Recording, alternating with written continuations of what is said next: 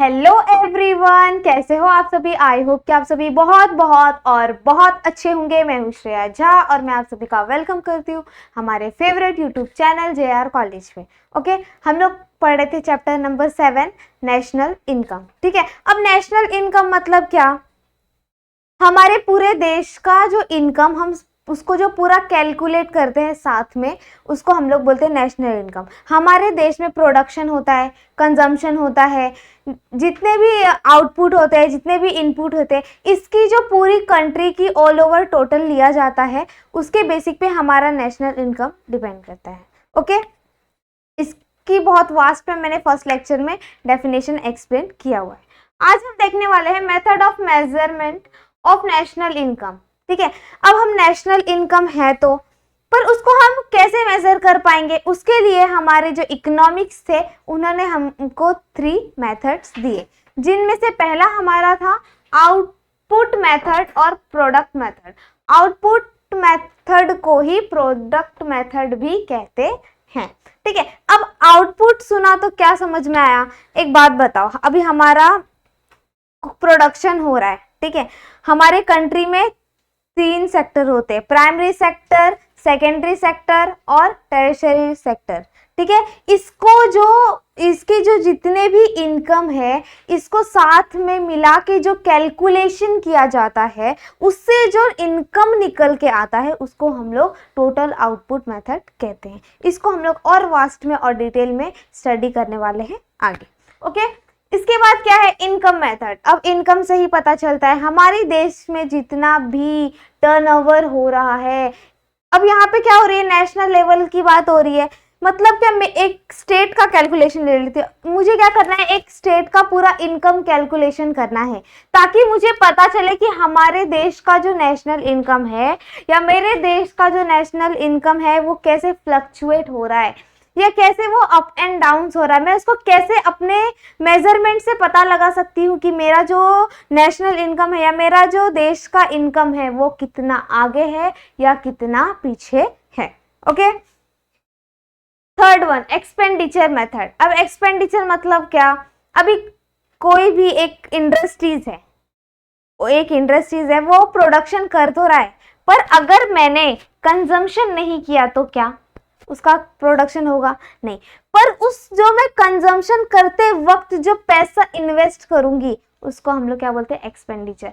हर कोई कुछ ना कुछ इन्वेस्ट करता है, या मतलब कोई भी, आजकल तो पानी बिल लेने जाओगे उसके लिए भी हम लोग को 10 रुपए देना पड़ता है। ये हमारा क्या है, एक्सपेंडिचर मेथड है। ओके, इसको भी हम लोग बहुत अच्छे से और डिटेल में स्टडी करने वाले हैं। फाइनली आज हम स्टडी करने वाले हैं आउटपुट मेथड और प्रोडक्ट मेथड। ठीक है, आउटपुट मेथड को प्रोडक्ट मेथड भी कहा गया है और इन्वेंटरी मेथड भी कहा गया है। देखते हैं फर्स्ट आउटपुट मेथड। अब आउटपुट मेथड देखा तो क्या समझ में आया, अभी अलग अलग सेक्टर्स थे। ठीक है, कहाँ था, एक तो एक इंसान है जो वेजिटेबल उगा रहा है, उससे वो पैसा कमा रहा है। एक इंसान है जो लोगों को सर्विस दे रहा है, उससे पैसा कमा रहा है। ठीक है, एक इंसान है जो इंडस्ट्रीज में लोगों को काम दे रहा है, पर वो लेबर क्या कर रहा है, वहां से इनकम अर्न कर रहा है ना। ये जितने भी ऐसे अलग अलग फैक्टर्स हैं, इसको मिला के जो इनकम निकल के आता है, उसको हम लोग क्या बोलते हैं, आउटपुट इनकम मेथड बोलते हैं। अभी मुझे एक शर्ट बनानी है, तो मुझे क्या करना पड़ेगा, उसकी जो रॉ मटेरियल्स रहेंगे, हमारा टोटल आउटपुट मेथड कहता है कि मुझे ना बीच में आपका रॉ मटेरियल क्या क्या लगा, मुझे उससे कोई फर्क नहीं पड़ता। मेरे को क्या फर्क पड़ता है कि आपका फाइनल वैल्यू क्या है। अभी मुझे एक शर्ट बनाना है, तो मुझे क्या लगेगा, उसके लिए क्लॉथ लगेगा, कॉटन का क्लॉथ लगेगा, फिर क्या लगेगा, थ्रेडिंग लगेगा, एक लेबर लगेगा, फिर उसके अंदर बटन्स लगेंगे। बट ये सब करते हुए जो मेरी रॉ मटेरियल से कहीं ना कहीं उसकी वैल्यू क्या हो रही है, बढ़ती जा रही है। वो जो शर्ट की वैल्यू 100 रुपए थी, धीरे धीरे वो कितने पे जा रही है, 200 पे जाते हुए मुझे दिख रही है। और जो ये वैल्यू जाते हुए दिख रही है, और मैं इसको बेचूंगी कितने में, तो मैं इसको बेचूंगी 250 में। अपना प्रॉफिट भी देखेंगे ना हम लोग, उसको हम लोग क्या बोलेंगे, टोटल आउटपुट मेथड कहते हैं। देखते हैं हमारे बुक में क्या लिखा हुआ है। ये तो मैंने आप लोगों को सिंपल वे में समझाया कि आउटपुट मेथड क्या होता है।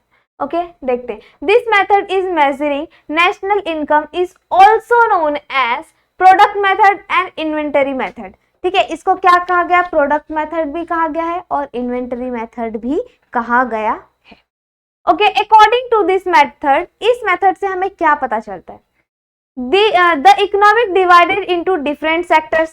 इकोनॉमी अलग अलग सेक्टर्स में क्या हुआ है, बटा हुआ है, जैसे कि टर्सरी सेक्टर हुआ, फिर प्राइमरी सेक्टर हुआ, सेकेंडरी सेक्टर हुआ, ये क्या है, अलग अलग सेक्टर में क्या हुआ है, बटा हुआ है। ठीक है, such as agriculture, manufacturer, small enterprises, transportation, communication and other services, इन सबको मिला के जो इनकम बाहर निकलता है उसको हम लोग आउटपुट मेथड कहते हैं। ओके, आउटपुट मेथड और product method are followed either valuing all the final goods and services। क्या बोला मैंने आप लोगों को, बोला कि फाइनल जो एक प्रोडक्ट को बनाते वक्त उसकी जो फिनिश गुड, मतलब उसको फिनिश करते करते उसकी जो फाइनल वैल्यू है उसको यहाँ पे बताया गया है एट ड्यूरिंग द ईयर। एक साल में जितने भी फाइनेंशियल गुड्स एंड सर्विसेज होगी उसको हम लोग टोटल आउटपुट मेथड कहेंगे, जिसमें से हमारे दो वैल्यूएशन भी दिया गया है, final good approach and final product approach. इसका मतलब भी यही हुआ, अब मैं क्या बनाऊं, एक ड्रेस बनाती हूँ। ठीक है, अब मुझे एक ड्रेस बनाना है, उसके अंदर मुझे कुछ नेट के कपड़े लगेंगे, कुछ तो अस्तर वगैरह लगेगा, कुछ तो थ्रेडिंग लगेगा, फिर एक आंटी भी लगेगी जिसको सिलने के लिए आता है ना। पर उस ड्रेस को बनाते बनाते उसकी जो फाइनल प्राइस क्या है उसको ही हम क्या बोलेंगे, final good approach. Value added approach, value added approach मतलब क्या, अब मुझे वो जो मेरे को ड्रेस बनाते वक्त जो रॉ मटेरियल्स लगेंगे, ठीक है, रॉ मटेरियल्स लगेंगे। अभी क्या था मेरे पास, सिर्फ एक कपड़ा था जिसको मैंने एक शेप दिया, उसके लिए मुझे क्या क्या रॉ मटेरियल्स लगे, कहीं ना कहीं उसमें वैल्यू ऐड हो रहा था। उसमें क्या लगा, थ्रेडिंग लगा, ठीक है, उसके बाद क्या लगा, बटन्स लगे, वो भी कुछ ना कुछ वैल्यू ऐड हुआ ना। जो ऐसे ही कुछ वैल्यूज ऐड होते होते जो फिनिश गुड्स बनते हैं उसको हम लोग क्या बोलते हैं, value added approach and the value added approach method भी कहा जाता है। ओके, इतना क्लियर, आउटपुट मेथड क्या होता है, इतना क्लियर। चलो आगे बढ़ते हैं। इसको देखते हुए हमारे जो इकोनॉमिक्स थे उन्होंने कुछ प्रिकॉशंस भी दिए। उन्होंने ये बोला कि आप जब आउटपुट मेथड को कैलकुलेट करते हो तो आप लोगों को कुछ चीजों को ध्यान में रखना जरूरी है। जैसे कि पहला क्या था, to avoid double counting only.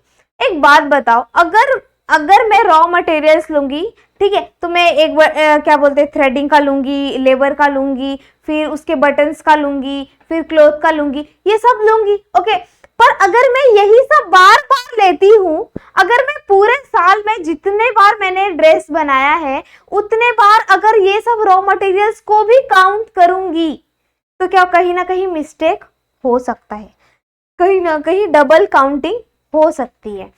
इसीलिए क्या बोला, एकदम फाइनल वैल्यू निकालो और उसको ऐड करो ताकि आपका जो डबल काउंटिंग हो वो ना हो पाए, उसकी जो डबल काउंटिंग की पॉसिबिलिटी है वो कम हो सके। ओके, यहाँ पे क्या करना है, पहला डबल काउंटिंग नहीं करना है, सिर्फ ऐसे वैल्यू को फाइंड आउट करना है ताकि आपका वैल्यू एक ही आए और एक ही बार हम उसे काउंट करके नेक्स्ट वैल्यू निकाल सके। उसके बाद क्या है, goods use for self consumption by the farmer guess work. अब एक फार्मर है, वो क्या सोचेगा, वो सोचेगा कि ये साल में मेरा इतना खेती हुआ ना, अभी नेक्स्ट ईयर में क्या होगा, इससे ज्यादा भी हो सकता है, इससे कम भी हो सकता है। तो मतलब क्या, ये क्या बोल रहा है कि आप गैस लगाना छोड़ दो, मतलब ऐसा गैस करना छोड़ दो कि ऐसा हो सकता है या ऐसा होगा या इतना और मैं कल्टीवेशन कर सकता हूँ या कम कर सकता हूँ। ओके, आगे इनडायरेक्ट टैक्स को डिडक्ट करो और सब्सिडीज को ऐड करो। ठीक है, अब क्या, इनडायरेक्ट टैक्स, ठीक है, इनडायरेक्ट टैक्स क्या है, अब मैं टैक्स भर रही हूँ, ठीक है, उसको क्या करने बोला है, माइनस करने बोला है। और क्या बोला है, जो मैं लोगों को सब्सिडाइज दे रहा हूँ, लोगों को क्या कर रहा हूँ, सब्सिडाइज दे रहा हूँ, उसको क्या करो, ऐड करो, क्या करो, उसको ऐड करो। ऐसा कौन बोलता है, नेशनल इनकम। ठीक है, उसके बाद क्या, output change in price level between different year in must be taken in account. एक बात बताओ, अभी मैंने एक बॉटल अभी मैंने एक फोन खरीदा, ठीक है, वो फोन की वैल्यू थी 2011 में 7000, ठीक है, 7000 थी। उस फोन की वैल्यू कम होगी या ज्यादा होगी, ऑफ कोर्स कम होगी। ठीक है, तो ये क्या बोल रहा है कि आप जो कंपैरिजन कर रहे हो ना कि वो 2011 में इतनी सस्ती थी और आज वही चीज तुमको उतने ही रेंज में मिलेगी, ऐसा नहीं होगा। या तो वैल्यू बढ़ भी सकती है या तो वैल्यू कम भी हो सकती है। ठीक है, value of export should be added, value of import should be deducted. ठीक है, जो भी वैल्यू एक्सपोर्ट हो रही है, क्या हो रही है, जो भी वैल्यू एक्सपोर्ट हो रही है उसको क्या कर दो, ऐड कर दो। और जो भी वैल्यू इंपोर्ट हो रही है, मतलब क्या, जा रही है, ठीक है, उसको क्या कर दो, डिडक्ट कर दो। ओके, उसके बाद क्या है, depreciation of capital asset should be deducted. जो भी कैपिटल असेट्स पे डेप्रिसिएशन चार्ज हो रही है उसको क्या करो, डिडक्ट करो, मतलब क्या करो, माइनस कर दो। ठीक है, sale and purchase of second hand goods should be ignore. जो भी सेकेंड हैंड गुड्स है, अभी मैंने फोन ले लिया, अब इसको सेकेंड हैंड में बेचूंगी या सेकेंड हैंड में लूंगी, उसको क्या करना है, यहाँ पे इग्नोर करना है, क्योंकि उसकी एक्यूरेट वैल्यू हमें नहीं पता चलेगी, जिसके वजह से क्या हो सकती है, प्रॉब्लम हो सकती है। ओके, आई होप कि आप लोगों को ये प्रिकॉशंस बहुत अच्छे तरीके से क्लियर हुआ होगा। फिर से एक बार एक्सप्लेन। पहला क्या हम लोग को अवॉइड करना है, डबल काउंटिंग नहीं होना चाहिए, एक ही बार काउंट होना चाहिए, हमें ऐसी वैल्यू फाइंड आउट करनी है।